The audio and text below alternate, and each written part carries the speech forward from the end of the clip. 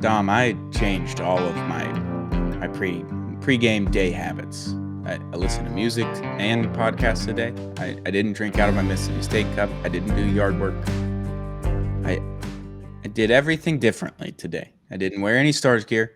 I did wear green, so maybe that's the last piece. I just don't wear green on Thursday. I don't know what to do anymore. The Dallas Stars lose 4-1 in Edmonton in Game 4. Series is now 3-1. They are one game away from elimination. Welcome to Clean Sheet of Ice, a Texas hockey podcast brought to you by Zing Zang, America's #1 Bloody Mary mix. We love Zing Zang. Zang responsibly. I zanged responsibly tonight, maybe a little irresponsibly, but Zing Zang was had. Can't help it. America's #1 Bloody Mary mix. Zang responsibly. Shout out to Prize Picks. Use code Apollo when you sign up and get up to $100 match on your first deposit. Prize Picks is a daily fantasy app. It is not sports betting. I'm your host, Stone Strankman, joined always by Dom Garcia. We're recording this right after the game, so spirits are not even anywhere near high or level. They're at an ATL, all time low. I think I follow in the footsteps of most of the Dallas Stars third and fourth line, and me and you, Stone, I don't know what more we can do, right? Like we're changing up routines, we're changing up. I listened to a podcast and finished. Do I understand a single word of it? No, but I try to do something to help my Dallas Stars, and we're seeing kind of the same game get played. Um, it's we know what has to change and just, didn't change tonight. All right. For the Oilers fans that have been wildly rampant in our comment section and our views, thank you for the views, by the way. Thank you for the comments. Thank you for getting us on the algorithm. I appreciate it. You're actually helping me by watching and commenting and being mad at us. I took some notes in the first two periods. I did not take notes after the third period because there's not really anything to take notes about on that one. But first period, there's an early hooking call on Klingberg. I thought it was a tic-tac call. I don't think they should have called it. Could have called it in the regular season. I don't think it's a playoff call. Granny did get hit on their power play that they ended up getting. No. That was earlier in the game. It was right after the PP, I think. And Granny hits Perry in the back, cross-checked him a little bit away from the play. There was no call there. Thought that was weird. Oilers go on the power play from a lost edge on a skate, not from a trip, from what I could see on the replays. I obviously wasn't there in person, so I couldn't see. Then they get a pick play at the blue line on Granny. No call. That leads to a Draisaitl score. At the end of the first period, there was a brutal roughing call on the Oilers. There's no way that's roughing in the playoffs. Like, that just happens after every net scrum after the puck is frozen. That shouldn't have been a call. Skinner faced 18 shots in the first period, and the Stars shouldn't score. That is the largest problem that we have here. I mentioned Oilers penalties that should have been called. I mentioned Stars penalties that should have been called. We're all even there. But if you're not going to score on 18 shots when you control the entire offensive zone time in the first period and you have great chances on net, Mikko Rantanen hit the post. Matt Duchene had a wide open net. He missed it. It's just the boys can't hit the bright side of a barn door right now, and it's frustrating. I don't know what else to say. Just score. You can't score right now, and it's wildly frustrating. Yeah, I tweeted it out like right at the 10-minute mark. Like the Dallas Stars in the first 10 minutes of the game did everything but score. We can't keep singing this song game after game after game. Oh, she just don't deserve to be honest. Like, we know you have to score, and yes, it's good chances. Yes, we're getting the puck in the offensive zone, but I mean, we get the puck in the offensive zone for like 5 minutes and nothing happens. Edmonton gets the puck on a power play, and it felt like the goal was going to happen before it goes in. And much respect to Draisaitl. That, when I watched the replay, that was an insane goal. Like, I'm not even going to lie. Yeah. Like, that was sick. But like, to do all of that work and have nothing to show for it in those first 10 minutes, just, man, it's not a recipe for success. Yeah, and then the second period happens. They open up on the power play from that roughing call at the end of the first period. Not a good call, by the way. Shouldn't have had that power play. Didn't matter. They got one shot on net. The Oilers then go in the offensive zone. Corey Perry gets called for a pick play, interference. Robo scores on that one, and I was like, okay, all right, it's 1-1. Like we're chilling, we're fine, we're okay, everything's settled down. Robo scored a goal, like a real goal, not a Bishop goal that somehow hit Robo and they get credit for the goal. Like that was a real Robo goal where he had the time and the space and he waited. He took that extra stride and he sent it top left. It was a great goal. I was like, okay, if Robo's going to do that, we've got a chance. We got a real chance. And then less than 3 minutes later, Mason Marchment gets called for a pick play in the same sense that Corey Perry did. Thought it was a little bit less, but it was still a pick play nonetheless. They call it. I'm screaming at the TV. It's like either call it or you don't. We have to go back to the first period where Granny got hit on that power play goal. It's a great goal, but there was a pick there, and then they call those later in the game. I expect it throughout the entirety of the game, not just in the second period. So either call them or don't. Both ways, I don't care. I just figure that out. Ryan Nugent-Hopkins has like 9 points or so in this series already. It's game 4. Like he's killing us. Him, not McDavid, not Draisaitl. They're doing what they're doing, but Ryan Nugent-Hopkins is scoring the goals for him. And then power play, and again for the Stars, Janmark gets called for tripping. Kind of another tic-tac call, but they called it. Whatever. It was on Rupe. He did have a stick in between his legs. I think that's why they called it. I don't think he ended up tripping him. It's just the stick in between the legs. They kind of end up calling that if he's going to crash into the boards. Power play doesn't do anything. Less shots on goal for the Stars. So Oilers seemed to lock in, and their PP was insane at home. That's like the gist of this game. There's like no other way to describe it. Their power play is insane. When they get a power play, they're probably going to score. When the Stars get a power play, you may or may not get a shot on net. That is the difference right now in this series. Yeah, no, but I mean, if we're going back to that second goal by Edmonton, Cody Ceci, love you, bud, but the way Otter was left out to dry on that play was just rough to watch because he played a really good game, and save for save, if you didn't know the score box and you just watched the plays, you would have thought Otter won this game with how many great saves he made. But this is a Western Conference final, and the tiniest of mistakes like that, lifting your stick up while it's on the ice, you're trying to block a pass, and the pass gets past you. Like, just plays that don't win games is what happened. And man, like when Edmonton gets a lead on you, they continue to step on your throat in a way I wish the Dallas Stars did. We had so many more shots to begin the game, and then it felt like we couldn't get a shot towards the end. Yeah, I think they had 4 or 5 shots on goal in the third period in total. They were dumping and chasing for a majority of that entire period. The Oilers absolutely locked it down. So I mean, credit to them. They played a hell of a game. They swallowed them defensively. Like Mikko Rantanen is one of the best players in hockey. They're shutting him down to a point where I don't even know what to do. It's like Mikko Rantanen is doing all the dirty work for his line, where someone needs to be doing the dirty work for Mikko Rantanen. Where that puck gets loose, he gets a little bit of open ice in the front. He can get a shot on net. It's like, if that guy's doing your dirty work, you have a real issue. He should not be doing all of your dirty work on every shift. He's on the boards every shift, trying to dig out pucks, trying to fend off guys, trying to find an open lane to get it to another guy. And he does that really well. The problem is if Robo or Rupe or whoever ends up on his line is not doing that dirty work for him, he's not useless in that sense. Like he does the dirty work really well. It's just like, if he's going to do all that dirty work, you have to find a way to go score is really all it is. And if you're not going to give him the opportunity to not do that and go find the puck on his stick and open ice, you're going to have a lot of trouble. Because that's what we saw in the Colorado series. He was doing a lot of that dirty work. He was fending pucks off on the board, like that Mush and Sagan overtime winner in game 2 against Colorado. He did the dirty work. He got on the boards. He got that puck out over to Mush where he was able to go skate and open ice. And like, they took advantage of that play from Mikko Rantanen. They're not taking advantage of the plays where people are digging pucks out for him in the offensive zone or getting open ice. Like, they're just not taking advantage. They're just not scoring goals. And I know damn well that they're trying their hardest to. Skinner's just playing out of his fucking mind.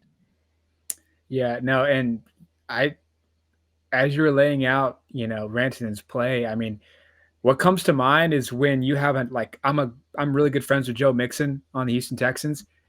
I think I saw a stat today, literally, that 51% of his touches, he was made the behind the point of line of contact scrimmage. behind the line of scrimmage. Yeah. Like, and he's so good. Sometimes he can get away with it and break off a good 8-yard run, but you can't. That's not a recipe for success. And the way Edmonton's able to press the whole Dallas lineup, but much less Mikko Rantanen, like they basically say, look, Maverick Borg is going to have to beat us, or Sam Steele is going to have to beat us. And a stage like this, like, it's just too bright for a guy like that to rely on. Like, that's the thing with Wyatt Johnston right now is he's good at closing out games. He's good at hitting the game winners when the game's tied, but he's so young. Like, it's hard to ask a kid like that to come from behind goal or to make a huge play when those are the McDavid type plays. Those are the Draisaitl type plays. Yeah, and I believe Nathan McKinnon said it. I don't know if it was last year or a few years ago. Nathan McKinnon mentioned that you can't win a cup with young players. You just can't. And I thought that the Stars were headed in the right direction, trading Logan Stankoven for Mikko Rantanen. Got a little bit older, got a little bit fresher. Like, the problem is with this team is that they're young on paper. A lot of them are, but they're not young in playoff experience. This is the third straight year that they've been to the Western Conference Finals. If they're able to win on Thursday and extend it to a game 6, that'll be the third straight year that they're made it to 6 games in the Western Conference Finals with potentially no wins at that point. Obviously, down in the dumps, we're recording this right after the game. Can't help you out. I know the Oilers came back from 3-0 last year and almost won the cup and lost 2-1 in game 7. It's possible that they can go on a 3-game winning streak right here and just win the series in 7. It's very possible. It can definitely happen. For the first time in the playoffs, I'm wrong about my series prediction. It is what it is. But the feeling that I have right now is just like they can't score. And then when they can't score and they're coming from behind, they can't even get into the zone. It's the craziest thing. I'm taking crazy pills. I don't know what to do anymore. Yeah, no, it's like we said it before we started recording. Like, the transition offense, it just seems like there's no plan. Like, it just seems like Edmonton is in the same spot when they're ready to defend our rush, and they're successful every time. Like, they squeeze and squeeze until the puck's in the 50-50 position, and they're fast enough to get it, and we're not. It's plain and simple. And no, like, I don't know what the answer is if you're the coach. I don't know what I mean, the players are trying their damnedest. Edmonton just seems to never waver. They just, whether like when they get up by 1, they play like they're down by 1. And that's tough to come back from. And what's the stat? I should have looked it up. I think we're now, to start the game, we started the last 10 games, I believe, where we haven't scored the first goal. I think we're like, it's 12 out of 16 now games that they've started down 1-0. Insane. Or maybe it's 13 now. It's a lot of games. Not a recipe for success. This team did come back in that first and second rounds where they were able to come back in games and they were able to win them. Like game 6 against Winnipeg, game 7 against Colorado. Like, they were able to do those things. And then this Edmonton team is just, I don't know if it's just that they're rested or if they just play. And that's what Pete DeBoer said before the series even started. It's like we're on our third team now to play against, and all 3 teams played completely different hockey. Like, Colorado had all the depth. They had the superstars. They played with a little bit of speed, puck moving from the defenders. Like, they had a lot of those things going on. In Winnipeg, they played the best defense in the regular season. Like, they play really good defense, and they capitalize on your mistakes. The problem is that Edmonton does all of that, and they're the fastest team in the league. And I know, Oilers fans, when you're in our comment section, I want this noted. This is right before the 15-minute mark that Zach Hyman and Evander Kane ended up leaving the game at some point. Zach Hyman left for the entire game after the first period hit from Mush. Not a dirty hit. He goes for a clean hit with the puck on his stick. Maybe it wouldn't have been clean if he stays with his head down and Mush hits him in the top of the head. Couldn't tell you if that's going to happen or not because it didn't happen. Hyman just barely lets go of the puck. He lets up. He pulls back, and Mush hits his hands. He didn't pull his hands in. His hands were still out. Hit his hands. I don't know if that broke his hand or his arm or what the injury is. I'd be surprised if Zach Hyman's back for Game 5 based on the way he didn't come back at all, and it was pretty quick to roll him out. Not a dirty play, Oilers fans, when you're in our comment section. It was a hockey play, and he let up, and it was an unfortunate play. Didn't mean to kill him. Like, he didn't mean to kill his arm. Like, that was hockey. And you can't blame the refs tonight. You can't blame anything other than just not scoring goals. Like, you scored one goal on a power play. The rest of the power plays were abysmal. Your 5-on-5 was exceptional in the first period, and then it was fine in the second period, and it was dog water in the third period. That's all it was. Yeah, no. And, in a 7-game series, you can get away with a game feeling like this, but this is the third game in a row where it feels like, Dallas, they had good chances. Just the puck didn't go in the net. I think the last 3 games, we have 2 goals. Yep. 2 goals. Mm-hmm. Yeah, and in the first game, like, if you don't have a miraculous run of 3 straight power plays to begin the third period, that may not go your way either. You might have been swept tonight. Like, that's a very real possibility if that doesn't go your way. Yeah, and speaking of that third period of Game 1, you take that Game 1 third period away, it feels like every single third period, Edmonton has been the best team on planet Earth. Like, your best chance to get Edmonton is in the first period. And if you don't get them, boy, are you screwed, because they get stronger and stronger and stronger, and they get so physical. Hyman, who left the game, like 110 hits or something. Yeah, like, just unbelievable how in unison they are. And they do make mistakes. They're also human on that side too, but they know how to minimize them as a team, in which, like, there's been so much line changes, and I know Rupe's been hurt. I know Robo's still not great, but there's been so much line changes for Dallas. It just seems like there's just so much going on, and you blink and Edmonton has the puck again. Like, it's just a bunch of heat that Dallas can't hold. Yeah, Hyman goes out and Corey Perry goes up on the top line and scores a goal. Like, they're great. They're a great team, and we didn't discount them before the series. We haven't discounted them all series. It's like Game 1 happened, and we were like, okay, we have a chance to beat this team because we capitalized on their mistakes. We scored on the power play. It's all these things that we didn't do last year against the Oilers. Like, when we won a Game 1, I was like, okay, got a real chance now. And then the last 3 games, it's like, you haven't had a shot. Haven't had a shot. Just because you can't score goals. And I know everyone's frustrated about that. And I made sure this entire season to not say anything that I wouldn't want to face players with face-to-face in the locker room if they asked me about it, if they saw it or whatever it is. And I think they would agree with me that they just can't score goals right now. And if they could score goals, this series looks a lot different, because it's a 2-1 game. It's not 4-1. It's 2-1. The game before, 6-1. It's not a 6-1 game. Like, it just isn't. And if they're scoring goals, it looks a lot different. And can't say anything different. Like, I'm not going to be mad if a player comes in and like, why'd you say that? Like, you haven't scored goals. I can't describe it any other way. To the guys, to the viewers, to everyone, like, I just can't describe it any other way. They cannot score on Skinner for whatever reason it is. They're hitting posts. They're getting all this pressure in the first period, and they're doing all the right things, and they're just not scoring goals. Yeah, this is not like a Dallas Cowboys situation where you can kind of point the finger at your own selves.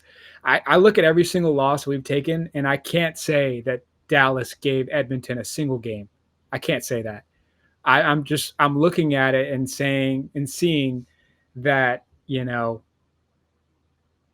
it's like watching the Golden State Warriors when my Houston Rockets were just like, we're doing every move possible to get past them. We just can't do it. And to beat the Warriors, you got to be up by 15 points. You got to be up by 12 points with some change left to go into the game to even have an opportunity to beat them. If you're only up by 3 points, they're going to get you. And that's the same thing with Edmonton. You cannot stick around with Edmonton. You have to be up by a goal, 2 goals, or else they're going to get you, because they know how to play that game. And it's a game that's working well for them right now. Yeah. I mean, Skinner's just been incredible, and he was not good the rest of the playoffs. The previous 2 rounds, he was just not very good. And then he ended with 2 shutouts against Vegas. I know that happened, and then got another shutout against the Stars, and it's 2 goals in the last 2 games, and standing on his head, man. And Jake had a hell of a game today. He had allowed 2 goals. He had 31 saves. Like, he played a hell of a game, and the guys just could not go get that goal. He had that crazy save in the third period before they got the empty netters. It's like he got that massive save on a 2-on-1, I believe. Okay, now go get the goal. Go tie the game up. Get your goaltender back up. And they just couldn't do it. Just couldn't do it. Yeah, no, I mean, I co-sign everything you said about it's like this podcast could be shown in the locker room. And I think every single player would agree that, we see that they're doing everything they can. They know that they're expanding every single line possible. The puck's just not getting to the net. Playing so, and if I could change anything, the entries have not been great. Yeah. That's about it though. That's all I could be mad at. Yeah, and it's the playoffs, and every team has like suffocated at the blue line, the Dallas Stars, every series so far. Like Winnipeg did it really well because those goal scoring games weren't very high. It was like hat tricks from Mikko and Mikael Granlund, and they won game 6 by 2-1 in overtime on a power play. Like, zone entries were really hard against them. Zone entries were terrible against Colorado the first 4 games. Plain and simple. They were just bad. They couldn't get into the zone, and when they did, not a lot of good things happened. They ended up winning a couple of those games, like, what was it, 4-3 in overtime and then 2-1 in overtime. Like, just weird games where you can't get in the zone until the third period. And the Stars, you mentioned that the Oilers are just progressing every period. That's what the Stars have done all postseason until this round. And then this round, for some reason, it's gone the opposite way. The Oilers have just absolutely suffocated them when it gets to the third period, and you can't do anything anymore. Yeah, no, I mean, since I've been watching the Dallas Stars, the moniker has always kind of been, let's not lose the first 10 periods. If we can get our 10 minutes of the game, if we can get past those 10 minutes and it's 0-0, I like our chances. And that's kind of Edmonton this entire series. Like, if they don't have something crazy happen, and if they stay within themselves, like, it's their game to lose, basically. And that's just pretty plain and simple to me. Like, I don't know how much more to describe it. Like, Edmonton, Skinner is playing really good, and Dallas just can't find a rhythm to themselves. The fact that we made it to 23 minutes is incredible. Quite simple, because I got on this and I didn't say a word for several minutes. We just kind of stared at each other, looked at our phones. It's brutal. I'm impressed that we got it this far. Oilers fans, I expect to see you in the comments. We'll see you soon. Hit that subscribe button if you haven't already. Unfollow HOU's YouTube or wherever you get Clean Sheet Advice, the Texas Hockey Podcast on podcasts networks like Apple Podcasts, Spotify, wherever. Hit that follow button, the subscribe button.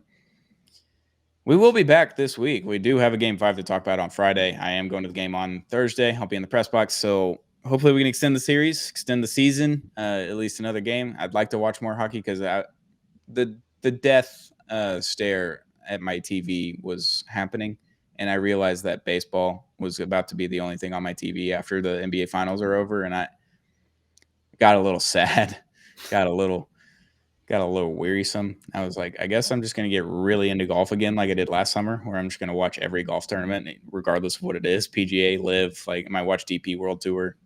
Just started thinking about those things. I was like, all right, we got one more game. We got at least one more game. One game at a time. You can claw back. Yeah, and you definitely can. And, for a non-Stars fan, like if you're just a casual hockey fan, take that last end of the third period out. This was the best game of the series. Like, it was, really tight knit. The goalies were on their game. Power play goal, power play goal, power play goal. This was a fun watch if you were casual. And unfortunately, we are not casuals. We are diehard Dallas Stars fans, and it is a brutal watch. It's been a brutal series to watch because it's not like we're getting beat by. It's not like Edmonton is just flat out outplaying us. It's just they capitalize on their chances when they get them, and we do not. Minus the first Game 1, third period. Yeah, that's all it is. Hit that subscribe button if you haven't already.